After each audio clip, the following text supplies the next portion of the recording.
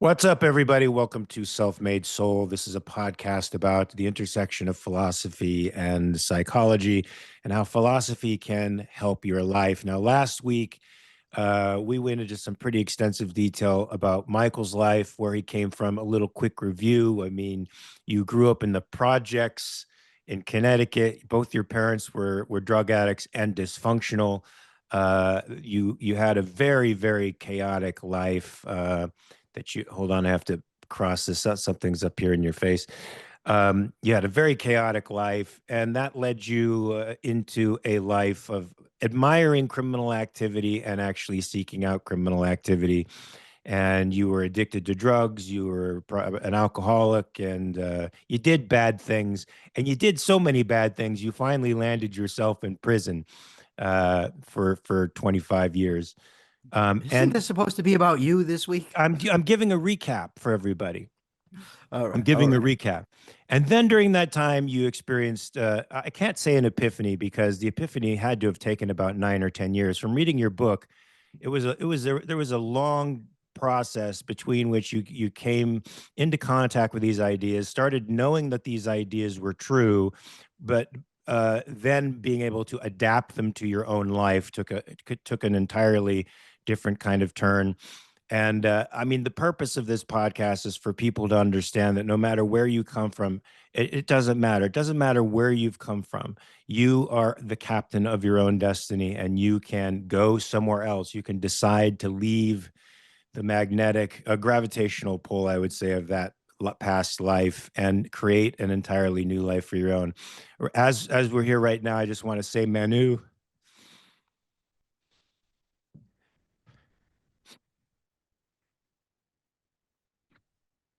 thank you for the picture. So everybody knows it's going to be a little hard for me because today is Frankie's birthday, but I'm going to soldier through. But sometimes, I'm going to have moments like this when I'm talking about him because he was one of the most important values in my life. He filled up a big space, and he taught me about love in a way that no other human being could. And and he's still teaching me that, even though he's gone. So I'm going to be celebrating his life at some point today after the show. But right now, it's time for me to talk a little bit about my upbringing. I can't say, I mean, this is sort of a relative thing, of course, because everybody experiences their lives differently. That my upbringing was as dysfunctional as Michael's, but it was pretty dysfunctional. Um, my earliest memory of a male figure in my life was of being slapped hard across the face. Now, back in the 60s when I grew up, it's a long time ago. None of you were drops in the bucket at that time. But when I was riding shotgun with my mom or I think my name father, Mr.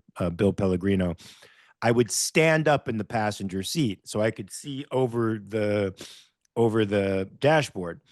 And of course, the seatbelt, my lifeline, was the reflex of the parent who happened to ever be driving. Usually, it was with my mom. She had a '68 Volkswagen Bug, and there were times when her arm couldn't reach out fast enough to keep me from flying head first into the window. Um, but so I remember standing up in the passenger seat of this car with a man, and it could have been either my stepfather, because my stepfather entered my life when I was about 3 years old, or it could have been my name father. But whoever it was slapped me hard across the face. And that's my first memory of a man in my life. Now, my mom had a very, very complex relationship with these men in her life. With Bill Pellegrino, she married quite young. When I look at my birth certificate, like you, Michael, I was amazed at how young my parents were. My mom was only 22 when she had me. I think my name father was 23. Uh, and then there was the additional complexity of probably him not knowing, or maybe knowing, that I wasn't really his kid, which only came out years and years later. Uh, So my mom had me when she was 22, which is, in my opinion, far too young for a person, especially of her upbringing. Now, my mom's upbringing was she uh, she lived in a fairly affluent home for a while, but then my grandfather lost all of his money.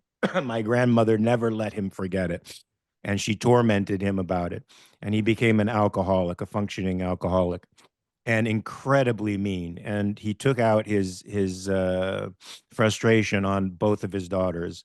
My aunt, who is a terrible person to this day, and as like most bad people, will probably live to be 100. And my mother, but my mother left the second she graduated high school, which was around 17. She became her own person. She went out and she started working um, with barely a high school education, and of course had a kid, me. Now, their relationship was very rocky. My mom had an extremely bad temper, and from what I understand, was not uh, uh, she would throw things. She would get physical when she was angry, and I remember experiencing that as a child when she got really angry with me. I would see the uncontrollable rage in her face. When she was smacking me with a wooden spoon. Back then, that's what they did, folks. So it wasn't considered child abuse at the time. Spanking, hitting with wooden spoons and belts, whipping the child was not considered physical abuse back then. It was considered something that parents did. But my mom did it with rage, uncontrollable rage in her eyes, frustration that had reached a tipping point for her that she finally got over as she got older, of course. But I think that was a vestige of her being abused by my grandfather, who turned out to be one of the only lights of my life, believe it or not, an enlightened witness in my life. And so my early years, I'm sure, were very turbulent, but I don't remember much of them because my mom and my name father divorced when I was very young. Um, and my name father would make appointments with me to see me. And as far as I knew, he was my father. And then flake. And one day, when I was about 4 years old, he was supposed to come. He was several hours late, and he called and said he wasn't ever going to see me again. Now, I have no memory of this, but this is what my mom told me many years later. She said, I hung up the phone, I walked into my room, and I shut the door. And I stayed in there for quite a long time. And then she said, she knocked on the door, and I came out, and I just said, my father doesn't love me. At 4 years old. That's a tremendous realization for a 4 year old to have. Um, and then she got involved with another man. Now, this man was a former Marine. He was 20 years older than my mother. He was a veteran of Guadalcanal and Midway, which were two of the most violent and horrible battles of the war. And I think, aside from being a troubled individual from the time he was born, judging from what his own mother said, he then took home with him all the distress of an 18-year-old dealing with things that no 18-year-old should ever have to deal with. If anybody knows anything about the Battle of Guadalcanal, it was one of the most brutal and horrible battles in the history of the world, let alone the history of World War II. So he came home with a hefty case of PTSD. And he had a family of his own, but divorced them and then discovered my mom, and they lived together for a while. And I was sort of terrified of him because he was a loose cannon. He drank a lot, and when he drank, he became very unpredictable. Mostly in the beginning, not mean, but unpredictable.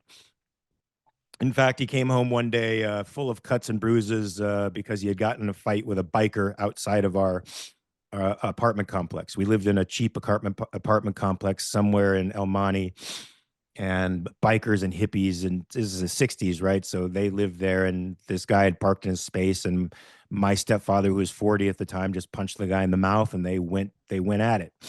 And he came in, happy as a clam that he got in a fight with this guy. And that was the type of guy that he was. He was a pug, he was a bully, and he was fucked up from the war. At some point, this might have been after my parents were married. We went on a camping trip with the whole family. That means his stepkids were there as well. And he got pretty drunk and began to have delusions that there were Japs in the woods. Of course, this comes from his Guadalcanal experience, which was probably horrifying. And he had a gun, and he kept us all hostage in the trailer while he went through probably one of the most frightening flashbacks anybody would have to witness, because he was convinced that there were Japs in the woods. Eventually, my mom and he got married, and we moved out of El Monte into Van Nuys, which at the time was a suburb that was starting to go into a bit of a decline. It had its height in the 50s and 60s, but by 1970, it was starting to go to seed. And the house that we bought it had paint peeling off. It was just not a great looking. It was probably one of the worst looking houses on the block. And my stepfather had no inclination to clean it up. He had no family inclination at all. Why he had kids from another person is unknown to me, because he was not a family man at all. But he was a drunk, and he was a rager when he was drunk. And so I had to deal with negotiating a relationship that was more or less, I became the referee and the emotional outlet for my mother. So in some sense, I was placed in the middle of all of their fights, which would sometimes become horrendous and at times became physical. And he would get physical with me, but the abuse was mostly the threat of violence at all times. There was always a threat of violence. And so when I became my mom's confidant, I think that set a dynamic in me that became very unhealthy for my relationship with my mother, for my relationship with myself, because I began to take on the responsibility of her relationship and choices with my stepdad, something I was not qualified to do. And I used to try to convince her not to aggravate him. Just don't say anything. Just don't fight, because that's what he seems to want. But she wouldn't listen to me because of her upbringing, because she was determined by that, wasn't in complete conscious control of her life. She would take the bait and fight, and it would become a violent, horrible thing. To this day, whenever I hear pounding on the walls or screaming or something like that, it gives me a bit of a chill, because that was my daily experience coming home. Every day I would come home and dread what I would experience later that night. Would he have some kind of episode where he lost his mind? Would he have some kind of episode where he lost control and hit my mother or attacked me? What would I find? What would be confronting me on any given day? One very clear memory I have is me brushing my teeth, and my stepfather was drunk, and for some reason he decided to start harassing me. He was standing at the door of the bathroom in his pajamas, and Brute aftershave. I can't smell Brute aftershave to this day without getting sick. And he'd just taken a shower. His face was flush with alcohol, and he was saying terrible things to me about me. And my mom said, "Leave him alone." And he turned on his tails and ran down the hallway, like a pitch sprint down the hallway. Now, for a 6-year-old, 7-year-old kid to see a grown man turn like that and run down the hallway is a very frightening experience. But when I ran down the hallway after him, he had my mother pinned up against the wall by the throat, and he punched her in the fucking stomach, and she fell on the ground. And I was terrified, of course. And he turned to me and he said, "Get the fuck to bed," like that. And I turned and ran and went to bed, and have felt a sense of guilt about that for years and years and years and years, because I didn't throw myself on him and pound my little impotent fists against his body or get beaten up by him. I didn't protect my mother. Instead, I went and I hid under the covers, terrified for what was going to happen next. The worst things that I remember were the weakest person in the house was one of our dogs. His name was Bogey. He was a part Basset Hound, part Beagle. Frankie sort of reminded me of him a little bit. He was the sweetest dog when we got him. His name was Pugsley when we got him. We got him for Christmas. He was the most adorable, harmless dog on the planet. But my stepdad decided that since he couldn't always hit me, or since he couldn't always hit my mom, he could do things to the dog, and he could do things to the dog in front of me. So when he got mad, he would hit the dog with golf. He'd beat the dog with a golf club. He would throw the dog down the stairs, and the dog had a permanent injury from falling down the stairs. He would kick him. He would kick the dog literally so hard that the dog would flip into a circle in the air before he hit the ground. And of course, I would run to the dog and try to and cover his body and try to help him.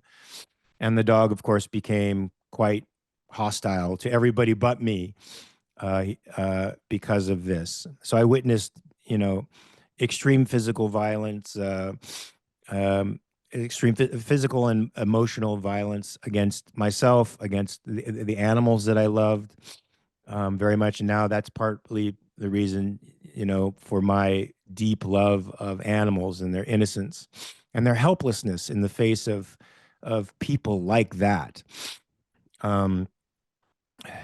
Eventually, after years of my mom going to me as the counselor with the relationship and asking me whether or not she should break up with my stepdad, which I think is utterly inappropriate. Because I was only worried as a young kid. I was worried that when they split up, they were going to take my cat. Like my cat, Divot, he was like my protector. And I thought if I lost him, I'd lose him in the divorce. So I'm like, no, don't break up. Don't break up.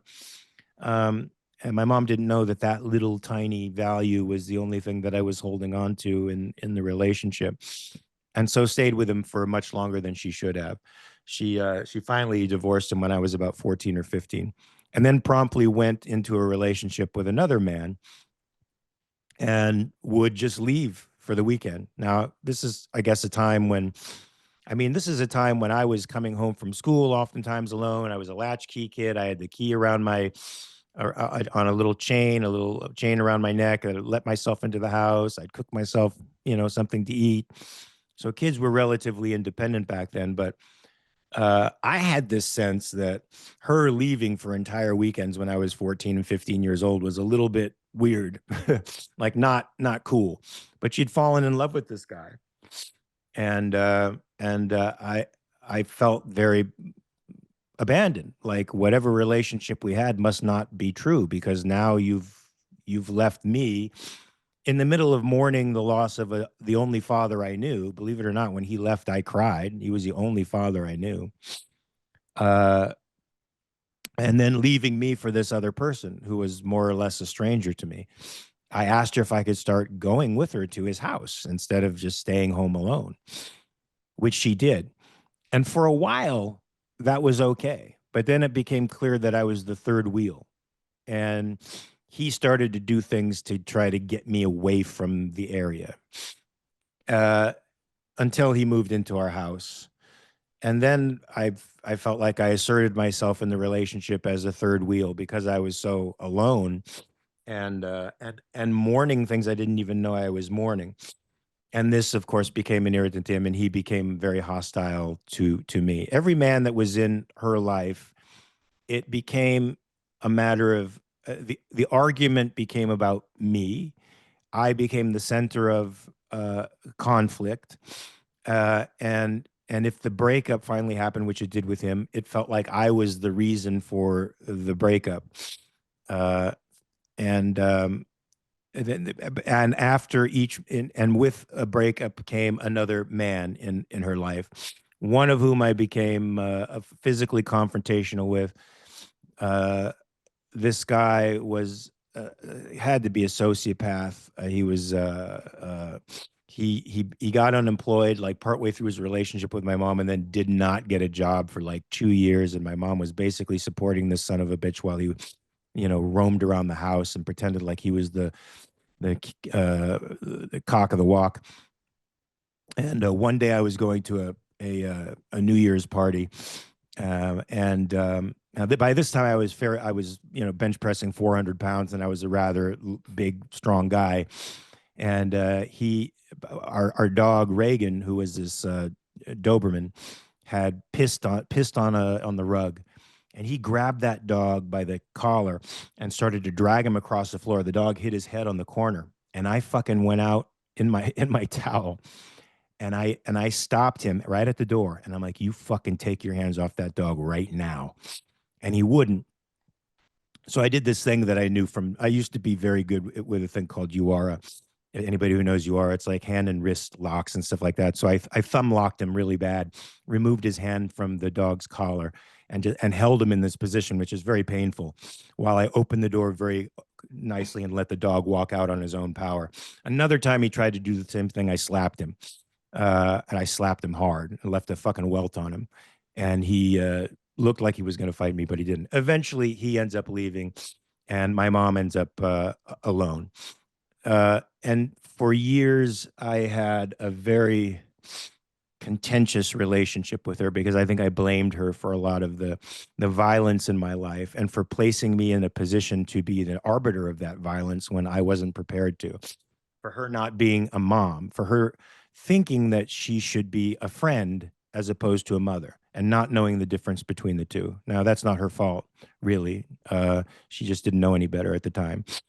And I finally resolved all of those issues, unfortunately, about a year before she passed away, after intensive therapy and bringing my mom into therapy and putting her through some pretty terrible paces and expressing all of my anger at her, which couldn't be nice, couldn't be good for her because she was already feeling a tremendous amount of guilt.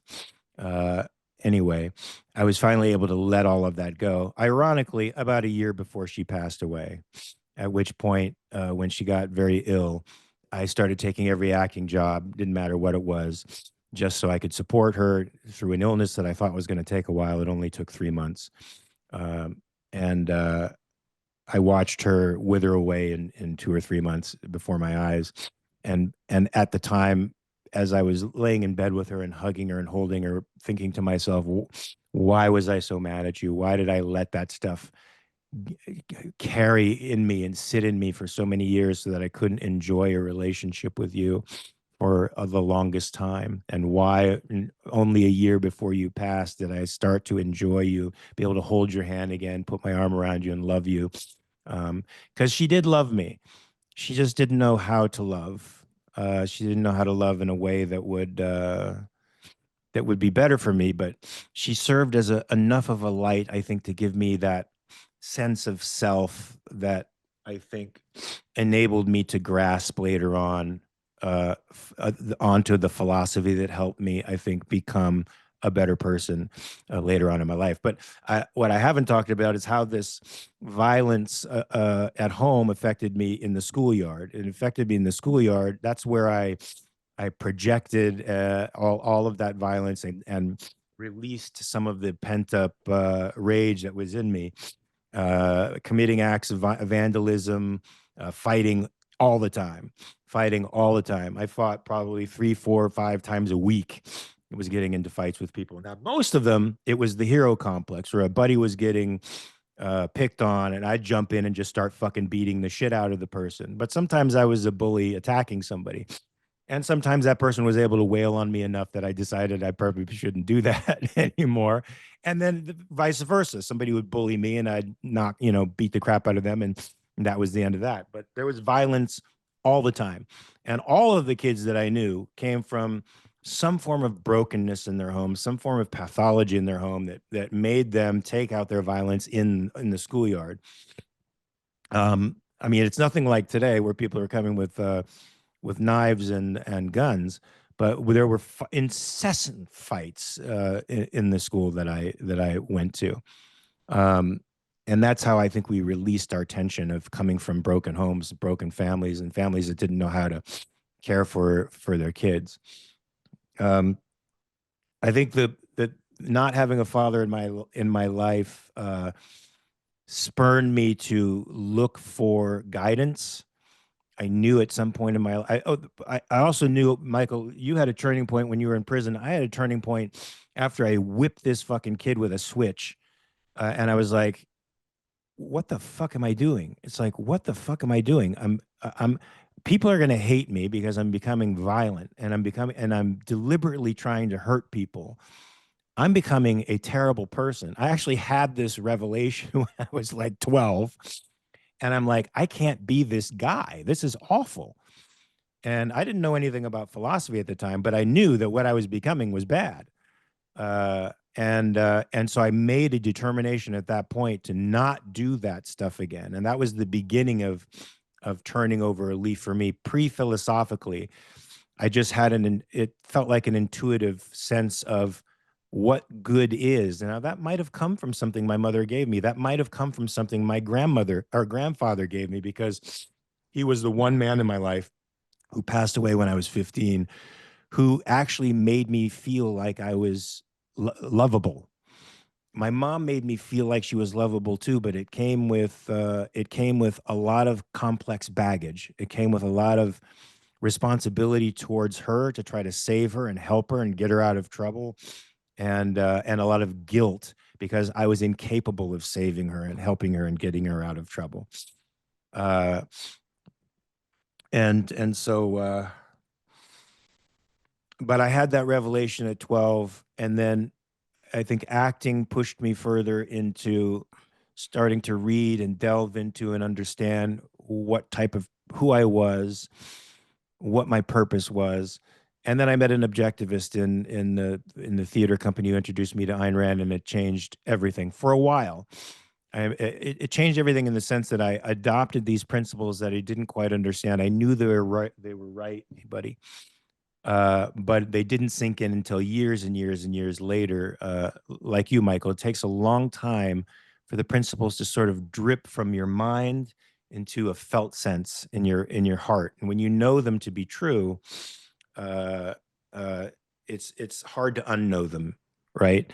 And for me, I think a lot of my pain manifested in drinking quite a bit, and my pain probably manifested in gravitating towards martial arts, and as opposed to the martial arts being a way of peace, it was for me a way of confronting fear and my own fear. I remember telling my therapist, every time I get in the fucking ring, I am scared shitless, man. I'm fucking scared.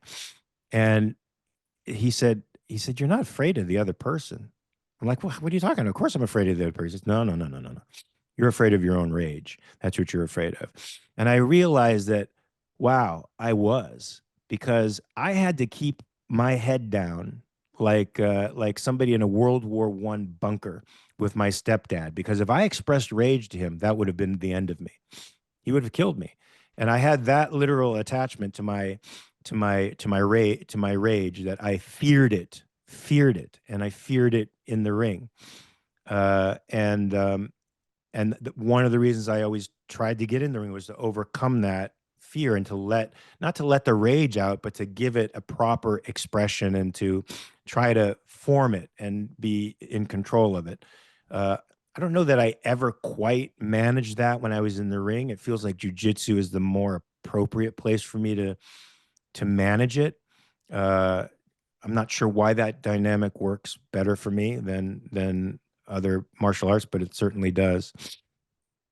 And so that's sort of a thumbnail sketch of where I came from. I recently discovered my new family during COVID, and it turns out there's some pretty decent people. My sisters are amazing. One sister in particular, I'm very good friends with, and my older brother Christian came to visit us, Michael, when we were at LibertyCon, and it was the first time I had met him, and he's such a sweet, sweet, sweet man. I wish I had that older brother in my life to guide me and help me through some of the difficulties, because I was alone. I felt alone, and the only time I felt a connection in my family was when my stepfather's kids would come to visit us in the summertime.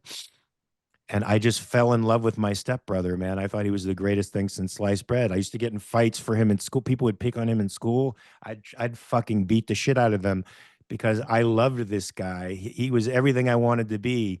He was so smart. He built model rockets, for crying out loud. He could figure anything out. He just was, and there was just something about him that I felt like I needed to protect. And my stepfather was reasonably sane when they were around. They were quite surprised to find out that my stepfather used to beat the shit out of the dog in front of us, or abuse me in any way. They didn't know that he was that way towards me. They knew that he was sort of off, because he couldn't hide that.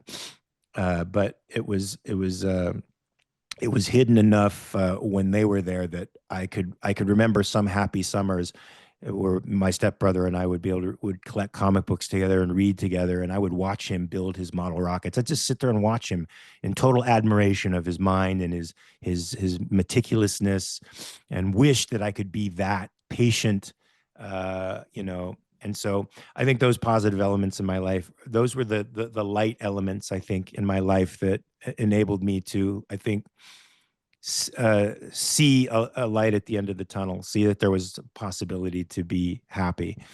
So that's sort of the thumbnail sketch of my story. If anybody has any questions or thoughts or wants to say anything, yes, sir. We have a hand raised from Mr. Leibowitz. So Ayn Rand defined art as the selective recreation of reality. The selection is based on what's important. That's what we choose to focus on. But in psychology, in relating to ourselves and relating our stories, we often do the opposite. We don't focus on what's most important because it's too painful, because maybe we don't want to acknowledge it. You know, there's an abundance of reasons, and often it's not even a conscious decision.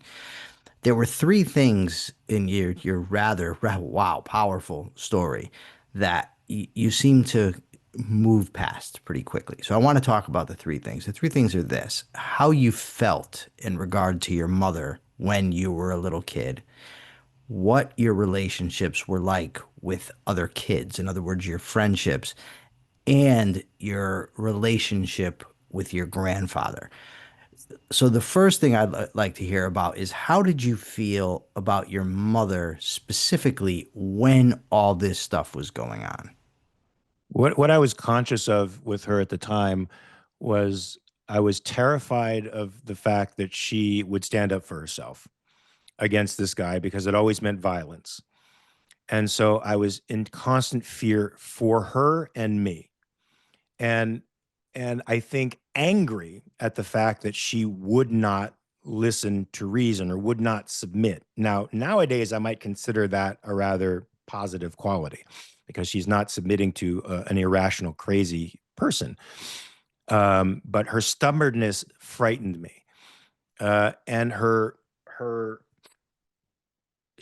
powwows with me. When I went to bed, she would come in, sit with me, and we'd talk for a long time, sometimes an hour, while my stepfather was probably out in the living room.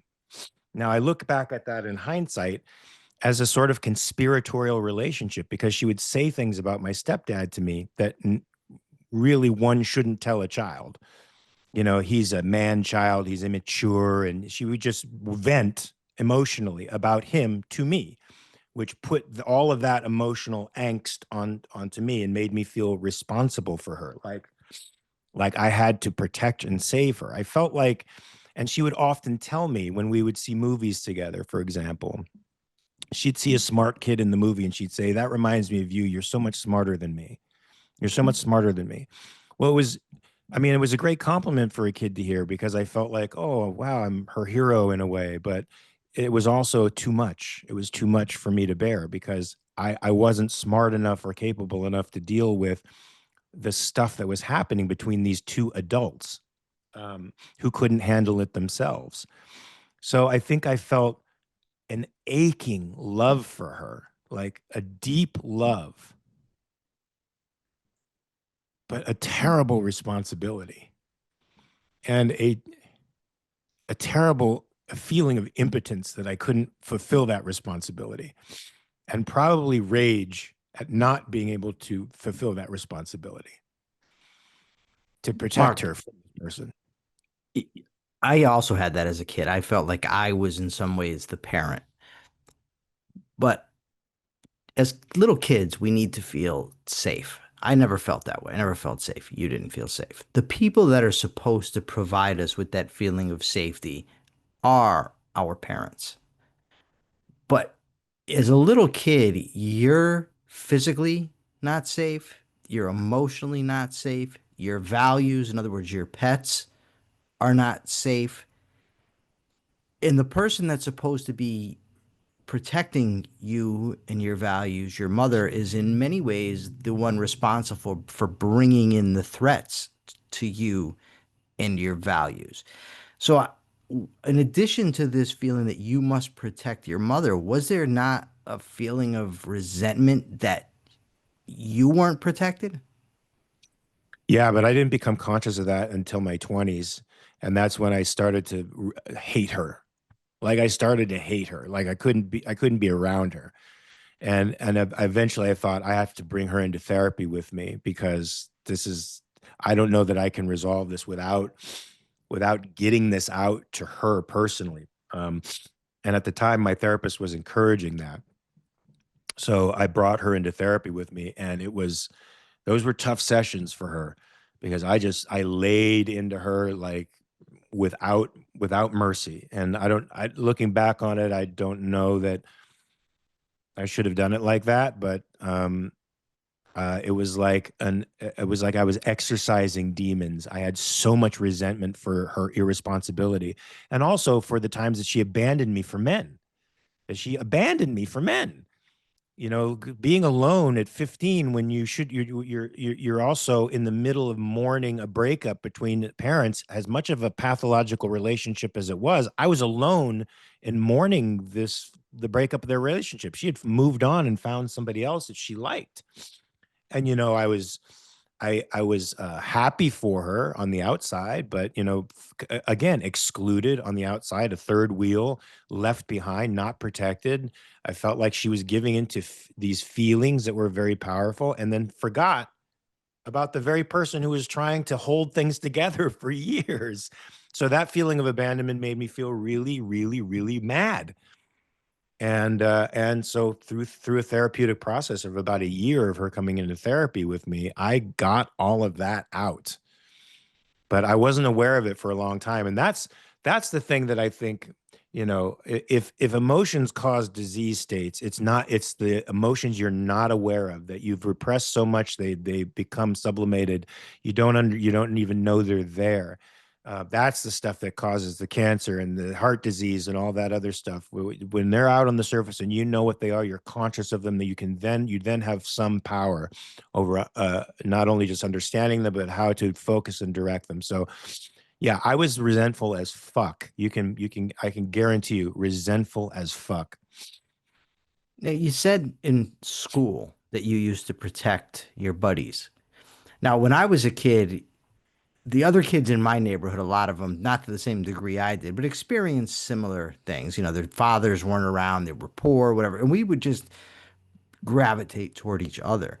What were your early friendships like? What were your relationships like with the guys that you were trying to protect at school? We had pretty good relationships. I mean, I was sort of really violent early on and starting to vandalize, like randomly vandalize apartment complexes and stuff. I remember running around an apartment complex and breaking all the lights out of the parking spaces for some reason. It was just complete, like a mad moment where I don't even know why I was doing what I was doing. But most of my friends,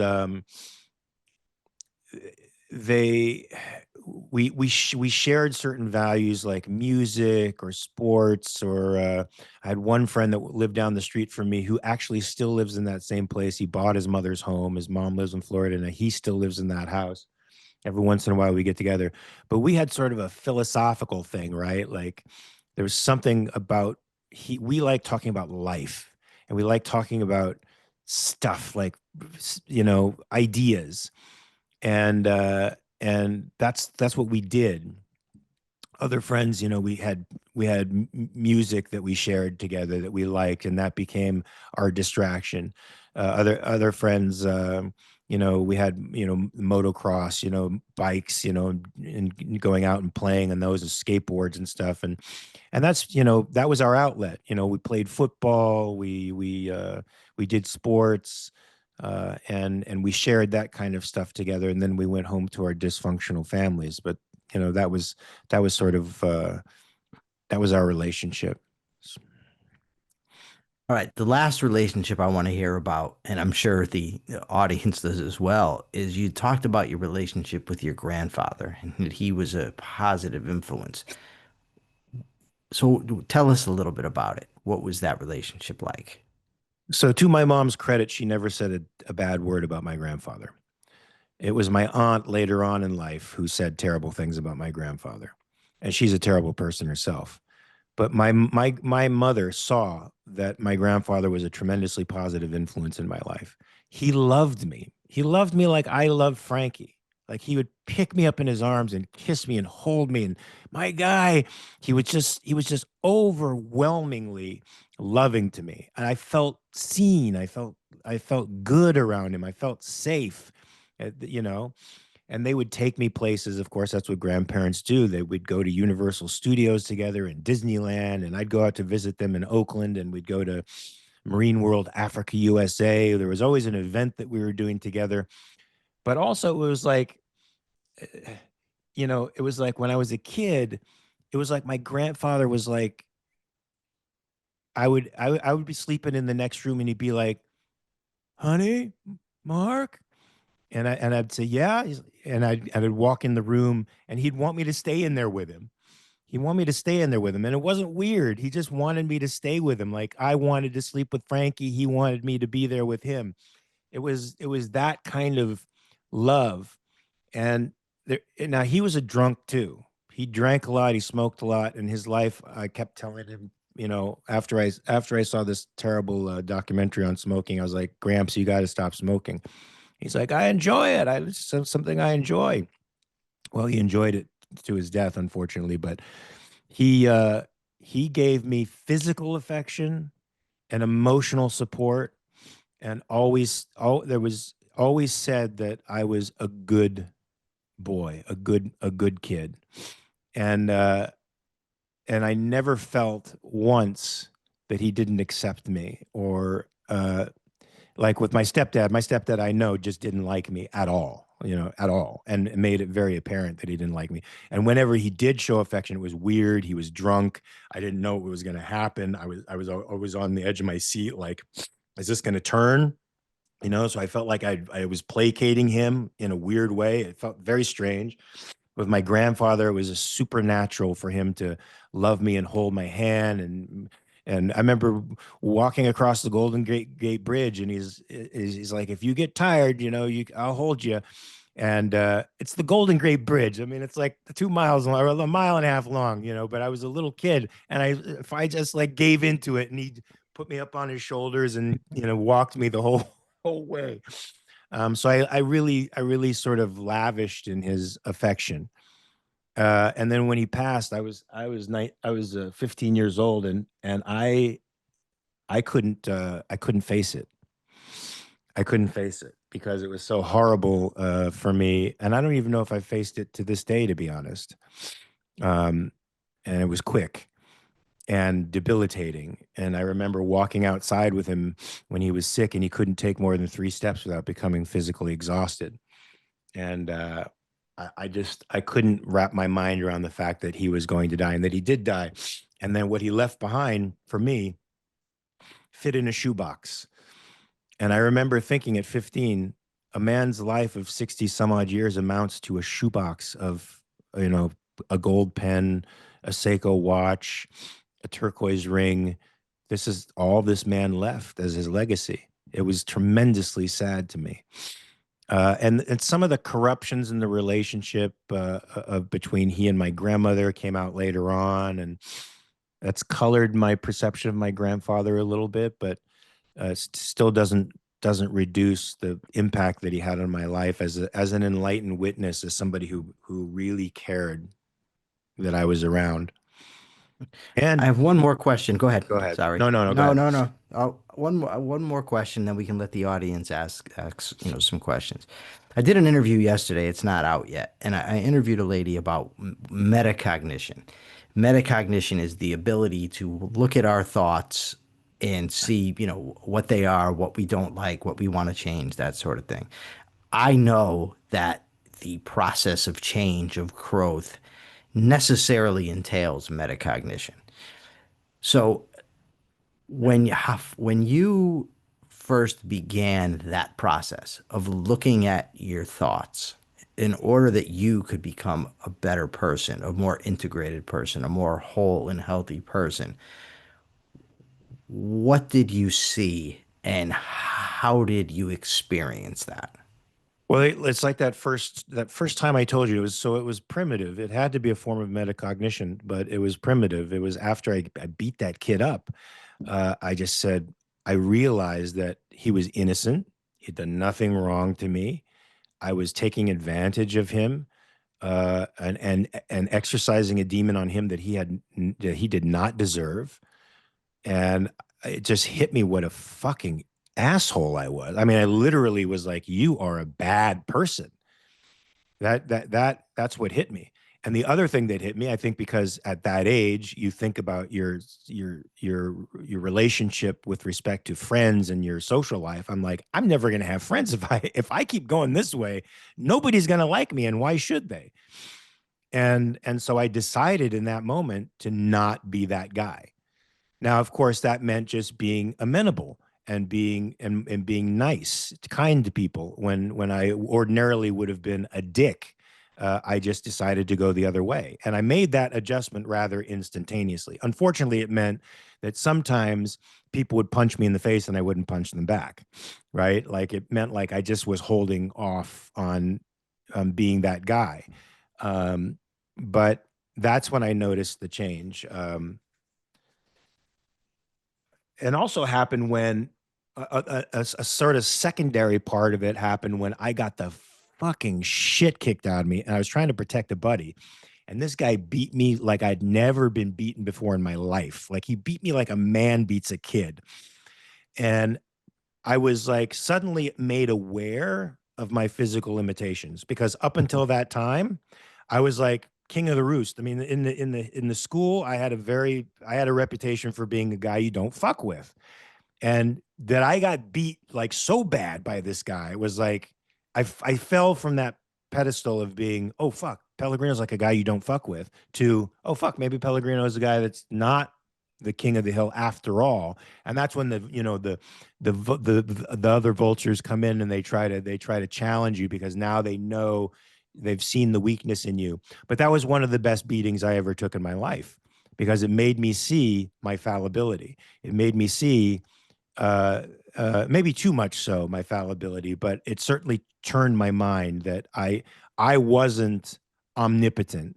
And just because I could, take on lots of the guys and win, it doesn't mean there's not somebody out there who's going to get the better of you. And you better be on the right side of that fight, regardless of what happens. That sort of happened in that moment too. So two sort of moments of revelation: one when I hurt somebody, and another time when the guy hurt me. And All then right, later, the more sophisticated, I think, cognitive stuff started to happen once I started to integrate Rand's principles in my life, and started to realize that, in spite of what acting school was teaching me, that I had to let my subconscious do everything, that I shouldn't be thinking too much. That I have to let my subconscious play. I have to be more animal-esque, instead of human. The Rand started changing that for me. And I also understood simultaneously, like some actors don't, that you can be thinking, you can be doing this kind of metacognition and still not rob yourself of your authentic emotional life. You become a more passionate valuer, if anything. I mean, look at the way I value Frankie. You see that my emotional life for Frankie is deep. My emotion, when I love like hard. I love hard.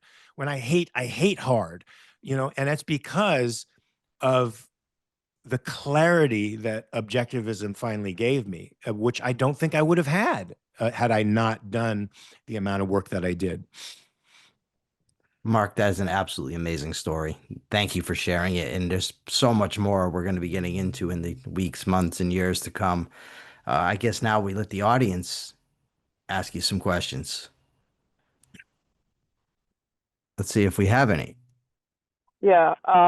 So I don't have a question really. I just wanted to say thank you both for being so open and honest with us.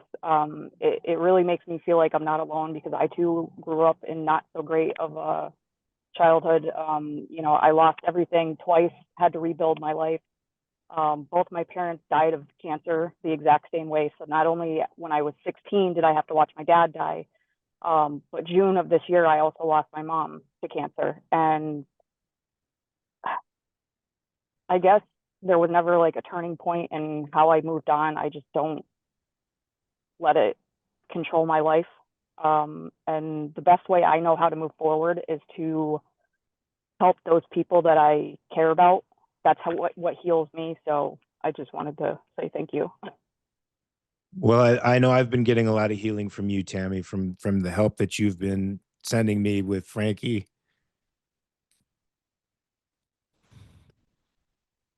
So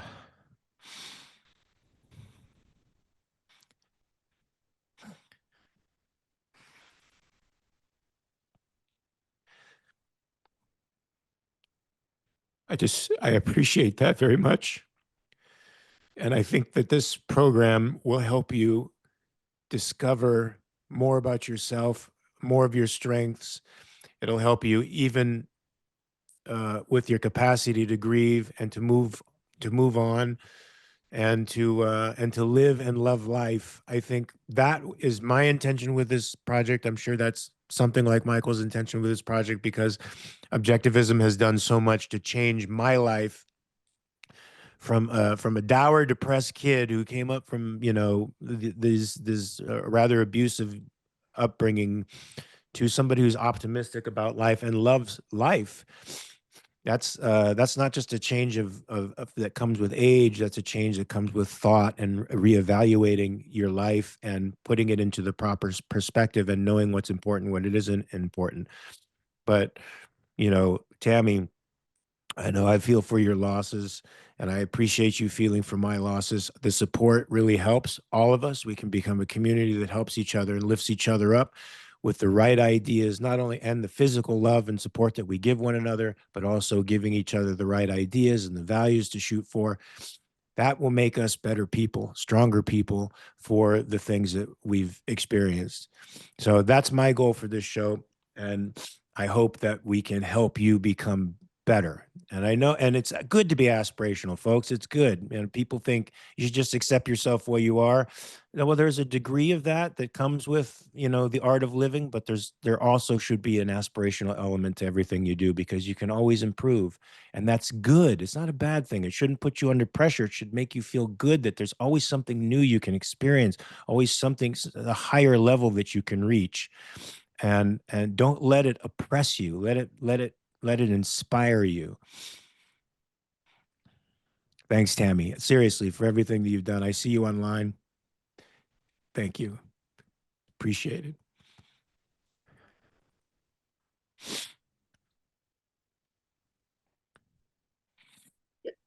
I've got a question as well.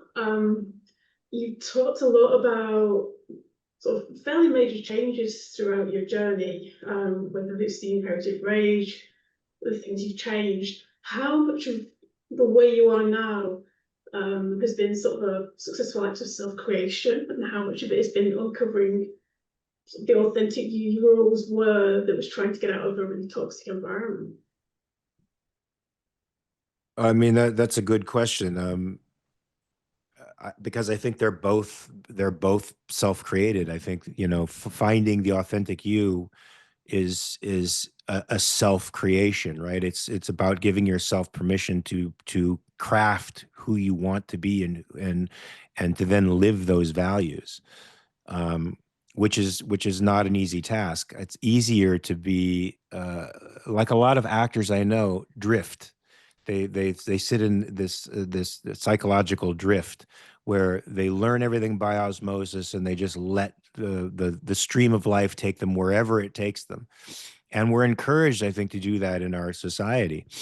But discovering what, my authentic reactions to things through acting class was still a part of that, developing my own independent self, free of other people's opinions of me, right? Of separating myself from other people's ideas of me, and finding myself. Does that make sense? It's Michael, do you have a distinction that maybe a better formulation of coming up with that finding your authentic self and the self-made being? Is there a distinction between the two? Um, I would say so. I think that this is very complex. I mean, Thomas Saz has said the self isn't something which we discover, it's something that we create. And I think that that's largely true. But I think there's also a sense in which at any given moment, there's parts of myself, that I could be disowning, that I'm not acknowledging, that I'm not taking care of. And I need to recognize all of it, to really just accept the entirety of who I am and what it is at a given moment. And then by doing that, I can see, okay, but this is what I am, and I can deal with that. But then this is who I want to be, and how do I get there? And then I can create that self. But that creation has to come from inside me, from what I am, from my authenticity, from what I really want, and not what, Lou wants, or Mark wants, or, what my father wanted, or whatever. It has to come from me and nobody else. It's a very tough thing, and it's not really easy to explain, because the self is sort of a constantly, although there's a constant, there's also constantly change that's happening. Yeah, But I we're love going to that. get into a lot of that over the next I love that. I love that time. formulation. I think acting class, despite all of its flaws too, going through so many years of that, it forced me to confront my honest feelings about everything. Now, then you can go from there. Once you find that baseline of this is what I am, this is how I feel about things. Now you can go, as Michael said, from what but do I want that? Do I want to be that person? Can I embrace this? Maybe not. Maybe this is something that I need to move past and figure out a way to be better. And so that's the art of living, right? Is finding that authentic self, embracing it, because you have to embrace it to a degree, and then discovering what it is you need to change and to aspire to make yourself better and happier. That's a great formulation, Michael. Thanks. I think Nicole had her hand up there for a while. Okay, can you hear me? Yeah. Yes. Okay. I was taking notes, but because I'm a huge nerd, but I'm just gonna talk. First of all, thank you both for everything that you shared. It was fascinating listening to you today, Mark, and to Michael last week, how people can come from really different backgrounds and yet still come out of life with some similar scars. My childhood was not as chaotic as either of yours. I had a very stable, loving father and grandparents. Unfortunately, my mother is mentally ill and is to this day. And I got nothing from her in terms of love and acceptance. And so I've struggled with depression and um, eating disorders, and just a lot of negative self-talk. So thank you both for doing this. I really appreciate it. Mark, I wanted to ask you, you're talking about your mother today. I was curious how that affected your relationships with women in your life going forward. Did you find yourself seeking out women that were similar to her to a certain extent? And then at Yeah. what point did that change for you? Yeah. I feel like I found women who were who needed to be saved Yeah. on some level, who were chaotic, very chaotic, and had surprisingly, because I don't know that. I mean, maybe my mom going off with other men and leaving me showed a streak of indifference in her, but there was something about these women also that had a bit of indifference to my emotional life and to my feelings about what they were doing. So they tended to be narcissistic personalities. I'm making a huge diagnosis there that I'm not qualified to make. Although the first girl I fell in love with, I was going to therapy very intensely, and I fell in love with this girl and then tried to become her savior because she was completely out of her mind.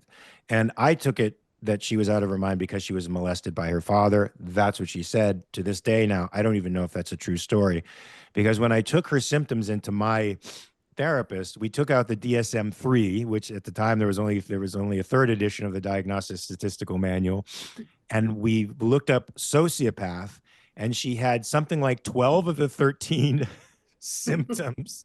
And I Who think doesn't? I know, right?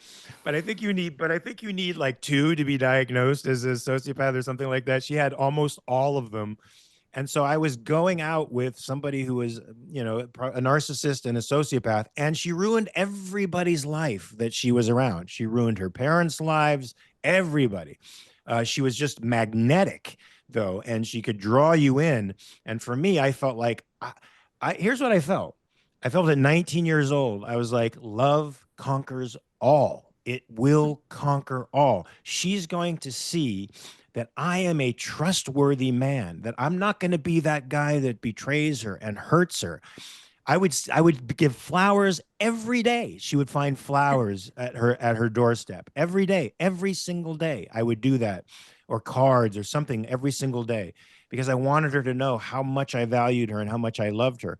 But it was, and maybe in her own way she did with me too, but it just was a wild, insane, crazy ride. And women after her sort of had that similar kind of narcissistic edge. And the women who were cool, unfortunately, came in between the women who were narcissists.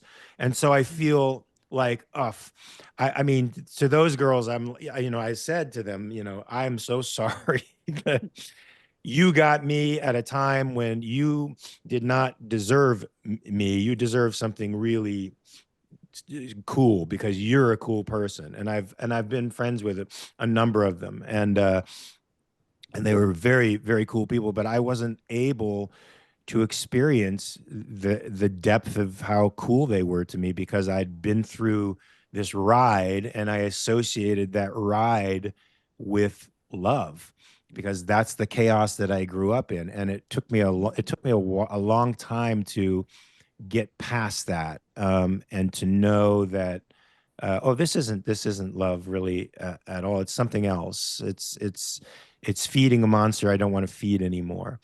And Rand helped me with that. Rand helped me to understand what love really was. When I first read The Fountainhead, as a matter of fact, Michael, when I first read The Fountainhead, when I read about Rourke, I was like, first of all, I cried after I read The Fountainhead because I thought I was more like Peter Keating than Rourke. I felt like I had Rourke elements in me, but I felt more Peter Keating-ish. So I cried like a fucking baby. And I was like, I'm never going to be able to bridge the gap between these two guys. And I thought Rourke was very cold. The second time I read it, I was like, oh, fuck, Rourke's the only guy in this whole book who knows how to love. He really knows how to love. And his generosity came from a deep innocence in his soul. And he sort of taught me Rand sort of taught me what love is. And frankly, so did my dog. I mean, Frankie is really I've had animals all my life, but he was really my first animal, the one that I took care of Tracy's animals for her and all that, but, took them to the vets and they were great. And I loved them and everything, but this was my guy. And he taught me about this. He reinserted or rewired my heart to this sort of pure, innocent love for someone. And but not one that can be taken advantage of anymore. I've grown out of and thought my way past the need for that kind of drama, or the mistaking of that kind of drama as love, or the need to rescue somebody as love. I see it as something, more pathological, and so I can't even imagine doing or being involved with the women that I was involved with in my late teens and early 20s. And what's funny is the very first girlfriends I had weren't like that. When I was 15, when I was 12, I had these girlfriends that were so awesome. They were just really awesome. But somehow I fell later on into this pattern of, finding narcissistic women. And I'm not saying my mom was a narcissist. I can't make that diagnosis, but I certainly found those types. Thank you. So, yeah, in my past, I had similar experiences too with stepdads. So my mom had 3, 4 partners after she divorced with my dad, and they never beat me, but they also beat our dog.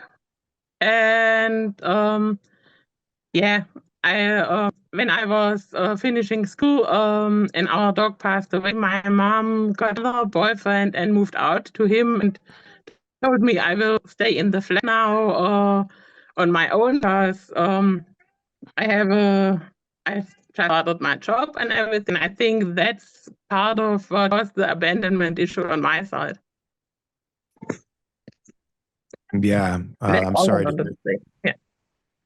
I'm sorry to hear that. Yeah. Well, hopefully the concepts that we'll be talking about over the next few weeks will help you deal with that abandonment stuff. But I'm certainly sorry to hear that, man. Parents can really suck.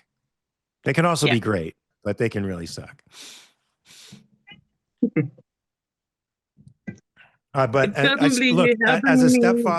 as a stepfather, I just want to say that, I mean, I was acutely aware of how a stepfather is a very precarious position to be in, man, because you're not the dad, you're also not a friend. You're somewhere in between. And if the father is still a presence in the life and he's hostile to the relationship between the stepfather and the kid, that makes it a very, very complicated dynamic for sure. But as a stepfather, I resolved that I would never be the type of stepfather that my stepfather was. And I did my best to, support and care for these kids while at the same time providing some kind of guidance, which you ironically don't feel when there's the other parent there necessarily qualified to do, because the other parent sort of has the sway not only in the kid's mind, but I would hesitate to lay down rules that I thought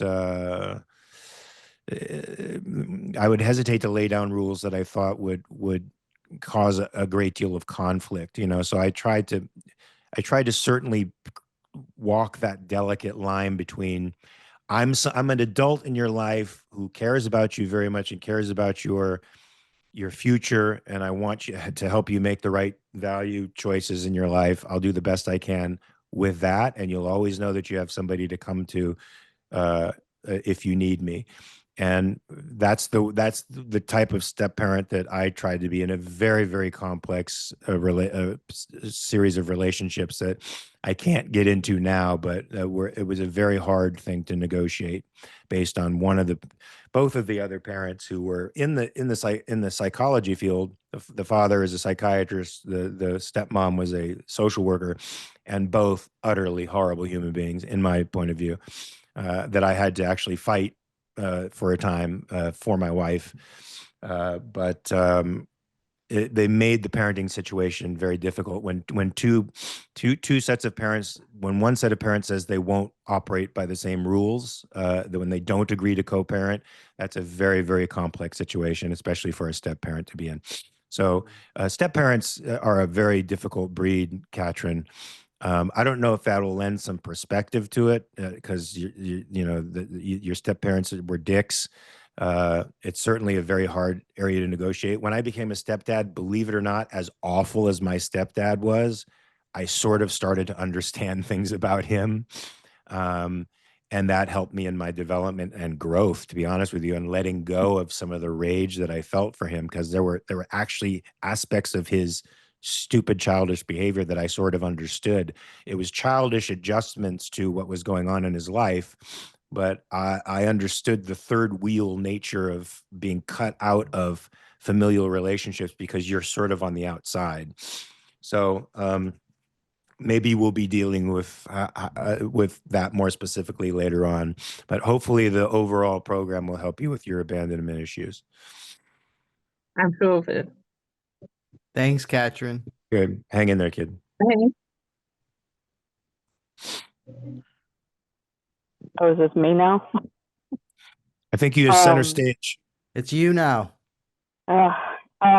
So first I wanted to say, Nicole, I can relate to your mother having a mental illness. My mother was bipolar, and there was a lot of abuse, a lot of abandonment. When I was 11, she actually left me for a week to go be with some guy while my dad was struggling with his health. So I was left alone then. I guess my question for whatever is going to be, I've overcome pretty much everything I've been through. You know, I have people saying, how are you still alive? How are you the way you are? How do you have such a big heart given what you've been through? But the one thing that I'm struggling with is all my life I've been the person until something better comes along. I've never had that, you're my person. I've never had that, you're number one in my life. I've always been number two. I've always been second string. I don't know if I'm asking what I can do about that, anything I can read, anything I can look for, any advice, because it's like when my mom died, I had two friends walk out of my life the day she died, and I didn't have anyone. Were they friends with your mom and they walked out No, because she was no longer? So one of them was a friend I had known for 20 years. Met my mom a few times, and not really like super close, but I had known them for 20 years. I met them high school. Tammy, I would suggest two things. One, be your own favorite person. And two, don't accept being second best for anybody. And that's that's all I can really say. I mean, there's books that you can read, of course. I'd suggest Nathaniel Branden's Honoring the Self. The Psychology of Romantic Love is great, and there's some good books by him. But it really boils down to what you are going to accept and what you're going to look for. If you're looking for somebody else to recognize you as number one, that's probably not going to happen that way. You have to view you as number one, and you have to be the most important person to you first. And that doesn't guarantee that anybody that you're ever going to be, that somebody's going to pick you and that you're going to live happily ever after. There's just no way to predict such a thing. But you could get to a position where you don't need to have that. And there's an irony, I think, in that once you don't need it, you're more likely to find it. It's crazy that way. But it works that way in acting too. When you don't give a shit about the job, you get the job. It's when you're desperately seeking the approval of others that that approval seems to elude you. It seems like a paradox, but people understand. I think people respond to that internal strength where and this used to be part of the Rand's literature that I didn't understand as a young man, like how her heroes didn't need people, because we're told that we need to need people. But her heroes, it's not that they didn't need love or didn't want love, but they were independent of it. And when it came passionately, and they valued passionately, but they were independent of that need. They were self-sufficient, and it's going to take time to get there, but you can get there. I think. I think those books are great that Michael recommended. Michael, is there a way, or Lou, is there a way to put those books in the like show notes or something, or post them so that you can read them? Because I think they will be a great help to you, Tammy. And Nathaniel I would Brandon was a also great help to me. I would partially endorse, and I say partially because there's definitely some things with which I disagree with. But Albert Ellis's book, The Guide to Rational Living, I think offers a lot of insight into this issue. But again, it's a partial endorsement, and if you What do you read think? it, go What ahead, do you Mark. think? What do you think of the disowned self? The book, The Disowned Self. Yeah, do you think that could be helpful in even I've in a never situation actually, like- I've never read that. That's one of the very few Nathaniel Branden books that I have not read. Um, but it sounds like it would be good. I mean, I really like Branden, even his later stuff, which is really watered down a little bit or a lot. I find it can be helpful. Again, it's like with Albert Ellis. I mean, you have to, I guess it's with anything. Just use your mind and take what you can, and just don't accept the rest. It's going to take some work to make you the primary person in your life, to make you the primary value, so that you no longer accept being second in anybody's life. But I think you can do it. I think the disowned self, if I remember, it's been like 20 years or more since I've read the book, but it might have exercises in there for you to do that can be very He does, helpful. yeah. In most of his Yeah. books, he has that, yeah. Yeah, that repetition. It's a kind of repetition type exercise that enables you to sort of get at the heart of the matter. Like, it'll help you understand what's going on subconsciously more. It's a very good exercise, and give it a shot. But it's going to take some work, so you got to read those books I appreciate it. Thanks, And guys. keep watching this show. and keep watching the show. Keep watching No, the I'm show. done after today. I can't stand it. I don't want to watch it no more. I have that effect on myself too. So Yeah, don't worry. Same. It doesn't Same. surprise me. I'd have that effect on others. No, I'm going Same. to keep watching it. This is going to be a huge help for me. I appreciate it. I'm new to all this, so the capitalist corner, all this stuff, like this is all new to me. So Well, I'm good. I liking hope it, it's so.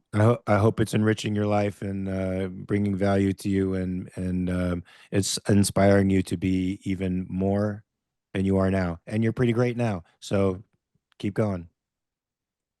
I will. Thank you, guys. Hey, Yeah, I first of have all, this problem every platform. wait, before you talk, first I wanted to know, how's your neck? Hurting a lot. Ah, yeah. Oh, yeah. All right. Good. So don't jump over three Thanks. chairs and don't jump over three chairs anymore, okay? I'm gonna try it, but I need to No, go back no, to you're crazy. Don't do it. Don't do it. I was going to do it, and I'm still going to. I'm gonna make Okay. it. I If can't I stop die, I you. die. Exactly.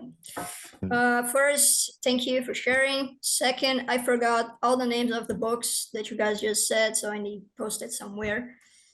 And my question is just out of curiosity. Do you think that your decision not to have children has to do with anything of your childhood experiences? Michael? I didn't decide not to have children. I just didn't have them. So I said, Mark. yeah. So I think the question was for you because you're more of a decider than I am.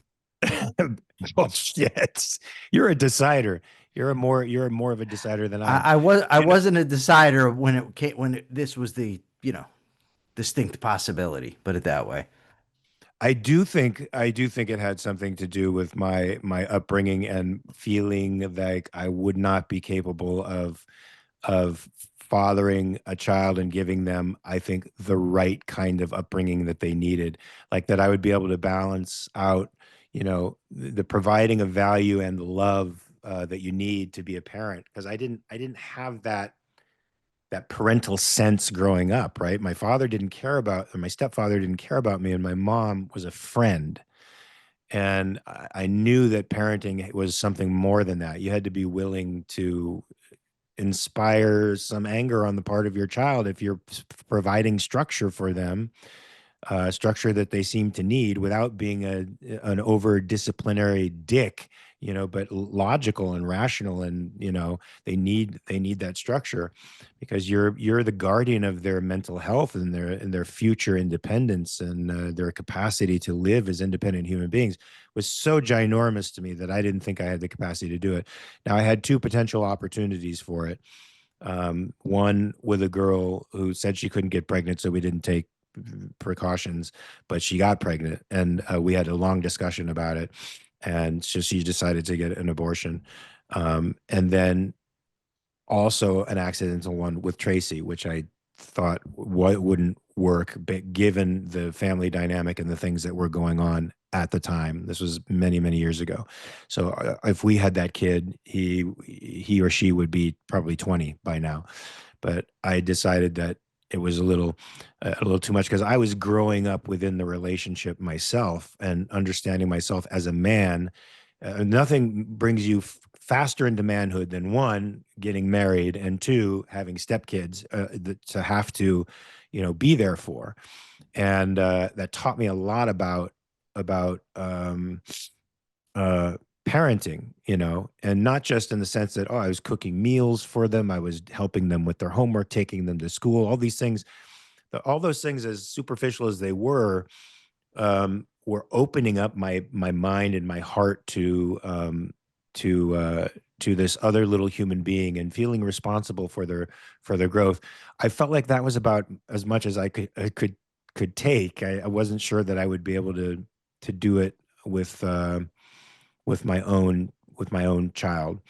Now, that doesn't mean I might not, adopt or something in the future, or, the older I get, of course, the less probable that becomes, because I want to be more of an active force in somebody's life. And there's nothing more embarrassing to a kid than for their dad to come to school in the open house and they're like, "Oh, who's your granddad?" No, it's sort of, I know actors, like Al Pacino and Jeff Goldblum, they have kids in their 70s and their 80s. And in a way, they're depriving their kids of their fatherhood, right? Because right now, I mean, Jeff is in his 70s.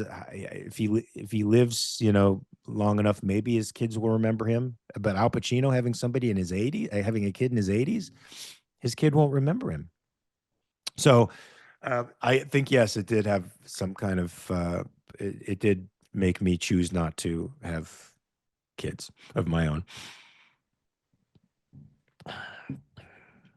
Thanks. Thank Manu, you. I messaged you all the books that you were looking for, that we mentioned. You're efficient, dude. Very annoyingly so at times. Nah, it's okay. Thank you. Thank you.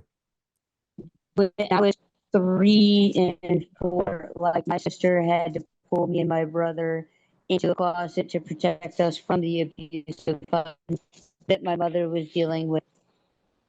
She also allowed us to get molested by family members. And I mean, so I didn't get raised by my biological mother. I wound up with 2 complete strangers that took us in and adopted us and stuff. So it's kind of different, but it's still rough because were you loved by those 2 complete strangers? Did they make you feel safe? mostly, we've had our disagreements on things, of course, because I don't know, it's like I was closer to my dad than I was my mom growing up. So like me and my mom didn't really get along. And but when my mom fighting my dad, kind of took her son instead of mine. So it's been, there's points where they wanted to give, they threatened to give back to DCFS because we didn't get along. Wow. Well, Yeah, we heard crazy. part of that.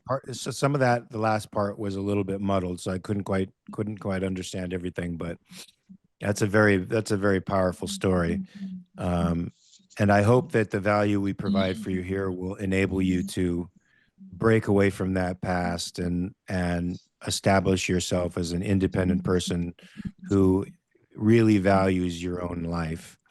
And I hope you're moving around and exercising. Okay, you need to move around and exercise. The last year have not been so much. All I'm right, still get going out there. through some of my own emotional stuff, I know. I know, But but Mark, I gotta say thank you, because even with everything, like abandoning is kind of been a thing, and trusting, whether or not people care. You have proven to be like another through with me through things, and it means a lot that you do care, because I mean, I told you before, I don't understand why, because you don't even really know me, but you have been a figure to me since we've been talking. And, you know, even with like my biological sister passing, you were there. And by the way, Logan and I got an ice cream cake and celebrated Frankie with you today. Thank you. I posted a picture and a video for you.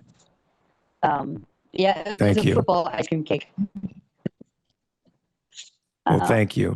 If it's one thing I understand, it's loss. So I relate to that in people. I relate to brokenness in people. And I hope that I can, and Michael and I can help heal that brokenness, so that area now isn't a place of weakness, but a place of strength. That's, I think, where we want to. That's what our goal is. So, Katie, you gotta promise me that while there's still daylight out there where you are, get the fuck up and walk around. I was there for a bit though, and I didn't get my picture out when I went to the phone store to get my new phone. I can't activated. hear you. I can't hear you, and thank God, because it sounds like an excuse. So you're gonna have to get your ass up. And I walked into the phone store instead without anything, instead of using my wheelchair. Well, that's good. That's good. I like that. Keep doing that. If you have to use your wheelchair to get around still, you need to be moving those legs. Move those legs. All right. Any other questions, folks, before we call it? Thanks, Katie. Thanks, by the way. And I hope to Love see you, that. big brother. Thank you, man. Love you too. Appreciate y'all for doing this. Thank you. Well, it looks like that's it, folks. So, so Michael, I think we should probably talk during the middle of the week as to what our topic will be, unless you already have one planned out. I do, and when we go off the air right now, I'd like a few minutes of your time to discuss it, and when we're going to record, because next Saturday I will be at Dr. Peikoff's birthday party, and Oh, is that happening next Saturday? It Okay. is. So we're gonna have to figure out when we can do this. And I'll tell you the topic. I got it all set up. I'm very efficient, as you know. You're good that way. You're Manu good. said. Yeah. Without you, where would we be? Nowhere. Well, guys, so you're going to find out during the middle of the week what the topic is. We'll also tell you the time that we'll have to schedule, since Michael is going to be busy hanging out with Leonard Peikoff. Highfalutin friends, yeah. Talk about star fucking. You're going to be out there. I don't think I'm going to be out there. What's the date? That date? I don't know, but I'm not fucking any stars. Okay. What do you mean? It's a figurative comment. But no, that's not a good way to say it. You should say star power would be good. That's next Saturday. It's the 18th. I'm gonna be in Toronto, so I'm gonna miss it, unfortunately. But I will be prepared without my microphone, but I will be prepared to do a show there when we decide on the exact time, and we will make sure to announce it to everybody. And thank you, everybody, for showing up, for listening to my story, for listening to Michael's story, for asking amazing questions, for also revealing very vulnerable times in your lives. I really appreciate that. You're awesome. And let's hope that we can, as a community, grow with one another and make each other better and stronger people, because being better and stronger is good. We will challenge each other to be that way. I know we will. And please remember, it's October 11th. Celebrate Frankie too. And we will see you in the next few days. We'll keep you in tune. Thanks for coming to our show today. Peace, guys.